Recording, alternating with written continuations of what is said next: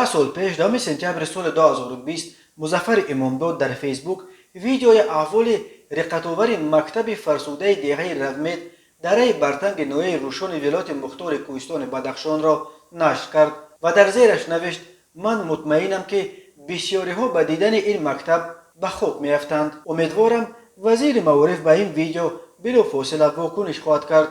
واکنش وزیر معارف معلوم نشد، ولی مقامات ولایت مختار کوهستان بدخشان راستش را گفتند که نقشه ساختن مکتب نو در رغمت و حتی نقشه بازسازی مکتب موجوده در این دهه به سبب کمبودی مبلغ و هم کم بودن شماره خوانندگان در چنین مکتب‌ها در دهه‌های خرد کوهستان در دست بررسی قرار ندارد.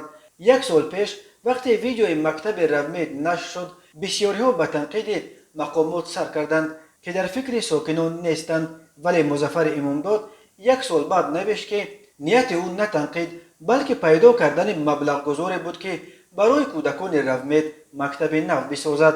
من تلاش داشتم که چنین مبلغ گذار را از خارج پیدا کنم، ولی غیر چشم داشت چنین آدم را از بین دوستان خودم پیدا کردم. یک دوست بعد 3 روز نشر آن ویدیو زنگ زد گفت که بیا من آن مکتب را ساخته بدهم. من حتی خودم را چند لحظه گم کردم. آنقدر از خوشبختی سرم به آسمان رسیده بود. به شرافت امین آدمی که در عکس در پهلوی من ایستاده است، شهباز شاعلی، مکتب در سطح بلند بنیاد شد. نوشته است مظفر امامداد. مکتب نو در رغمت با خرج بیش از 5 میلیون سومانی ساخته شده.